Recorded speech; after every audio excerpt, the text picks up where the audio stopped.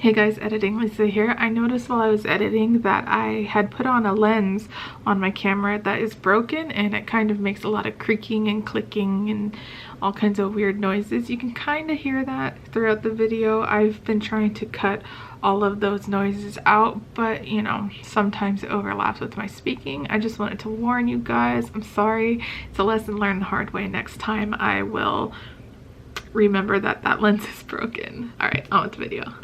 Hi guys, I'm Lisa. Welcome back to my channel. Today I have a book haul. It's a book outlet book haul. Every year after Christmas they have a Boxing Day sale, and this year I took advantage. So before I get into the physical books, the ebooks that I bought were an absolutely remarkable thing and Daisy Jones and the Six.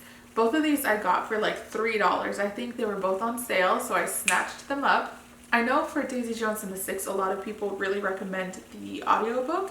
I'm not really an audiobook person though. I can't really pay attention to them. I just completely zone out. However, I do know that Daisy Jones is in more of an interview format, so I might check that out, because if it's more like listening to a podcast or something like that, I could probably pay attention a little better, but I'll probably still need assistance from the book. Anyway, that said, let's get into the physical books because we got a lot to go through. The first book is Give the Dark My Love. This is about a girl who is going to school for medicinal alchemy when a plague breaks out, and she is determined to find a cure for this plague. I believe it says that she dips into necromancy, which is like off limits. Other than that, I don't really know that much about this book. The blurb on the back says, I saw death itself. It was a feral thing, made of smoke and shadow. It was hollow and empty and hungry.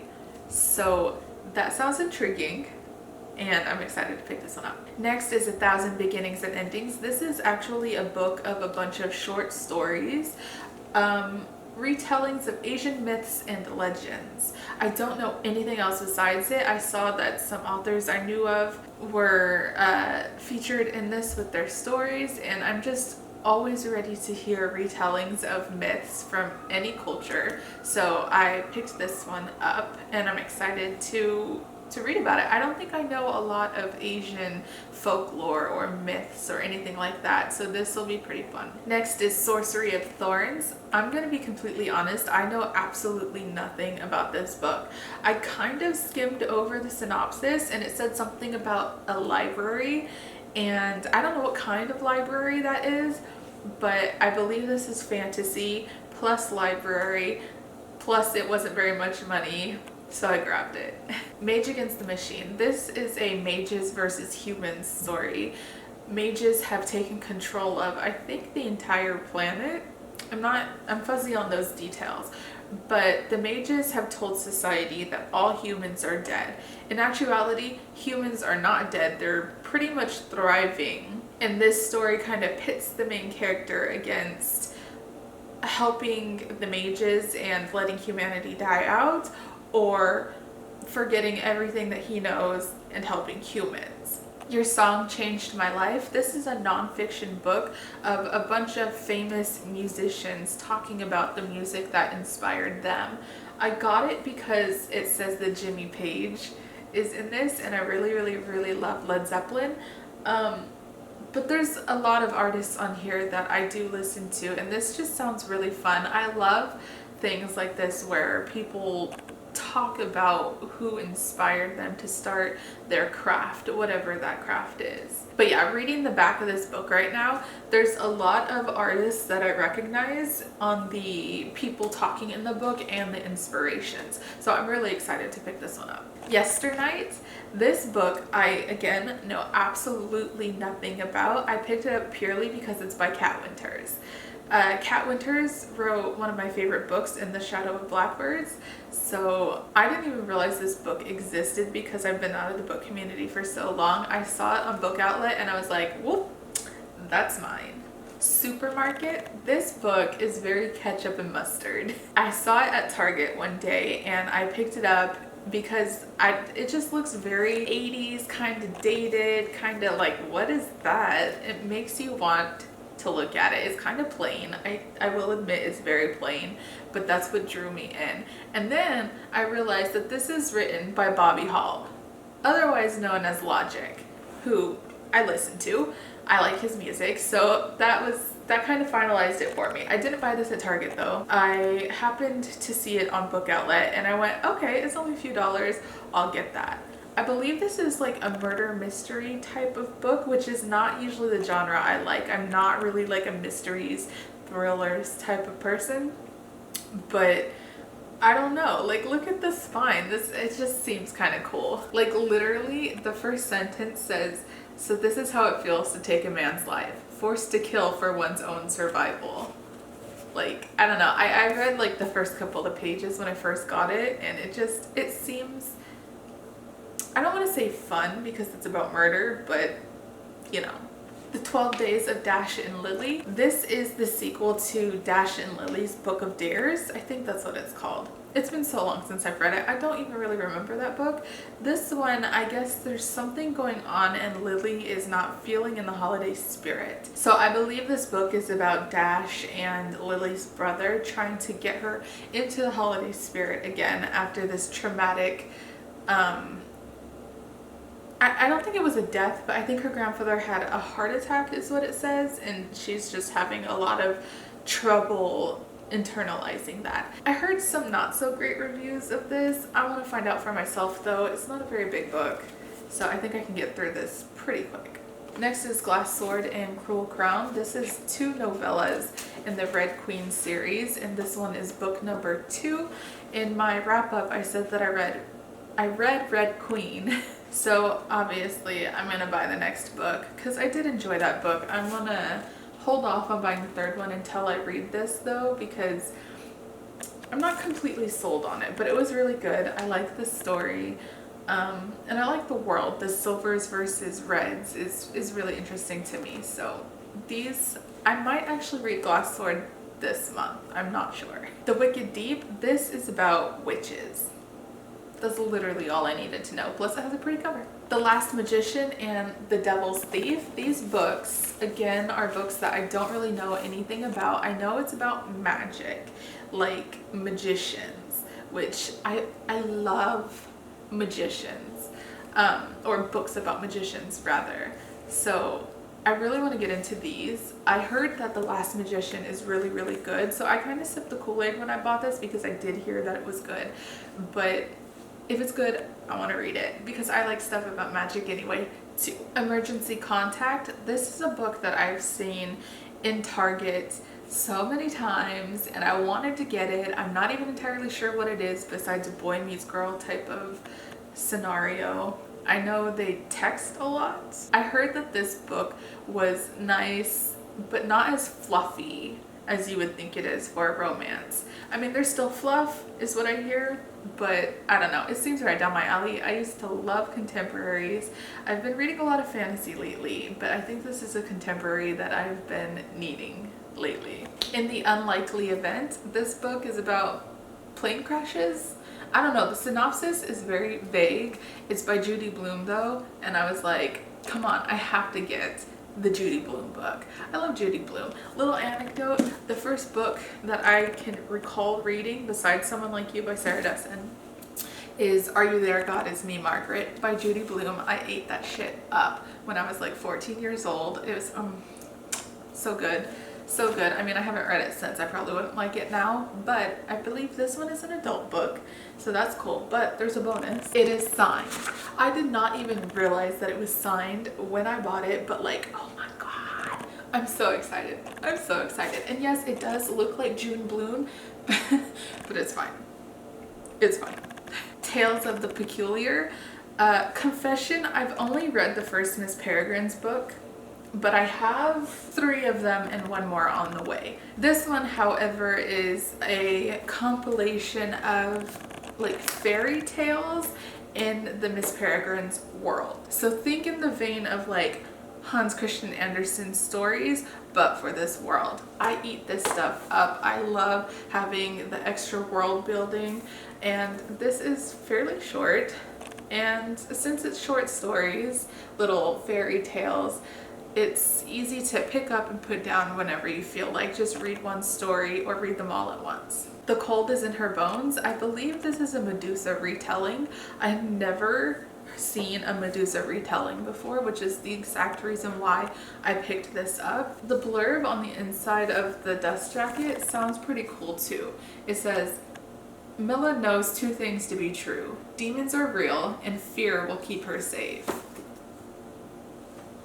What's that mean? Next, I have the first and second book of The Life and Death of Zebulon Finch.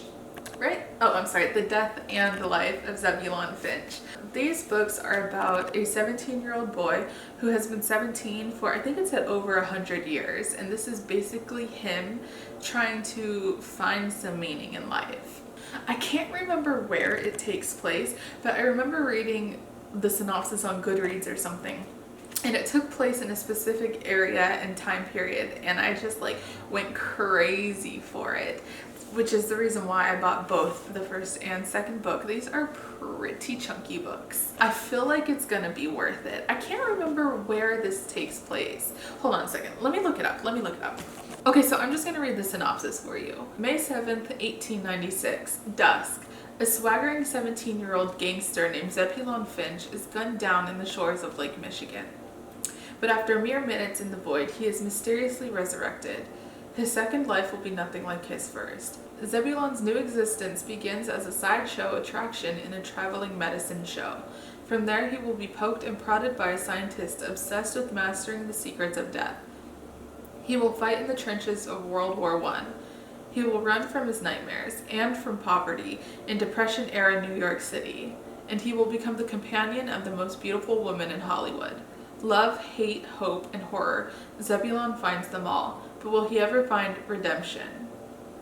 I don't know. That just sounds so good to me. I'm really excited for this one. I don't know when I'm going to read it though, because again, this is the second book. This is the first book. They're just really big. Next is Bob Dylan, The Essential Interviews. I used to be obsessed with Bob Dylan when I was 19, early 20s. So of course I saw this and I had to get it. I like the cover too, like how his hair is all like psychedelic.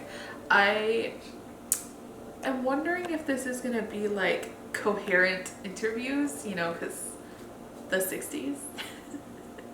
But I'm excited to read it. This is something that I can pick up and put down whenever I feel like. I can read, again, like the short story book, I can read one interview and then just put it down, or, you know, whatever.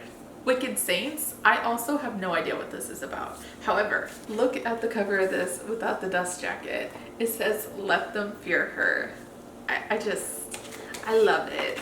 Next, I picked up The Rose and the Dagger. This is the second book, or the sequel rather, to The Wrath and the Dawn, which is a book that I have not read yet, but has been on my shelf for like a year. So, I know. This cover is the match to the cover that I have, the one with the girl, her face. So this cover matches that, which is why I wanted it. I know some people don't really like it, or the first cover, because it has a person's face on it, but I absolutely love it. The Wrath and the Dawn is about a king who takes a new wife like every day, and come the morning she ends up dead. The main character's best friend gets married to the king, and she also winds up dead. So the main character decides that she's gonna marry the king and figure out what the fuck is going on. But of course, once she gets there, everything isn't what it seems, etc., etc. I have been excited to read that book for so freaking long. I don't know why I haven't started it yet. I might do that well, no. I might do that this month, or within the next couple of months, because it's just been too long. I'm too curious, and I don't want to get spoiled.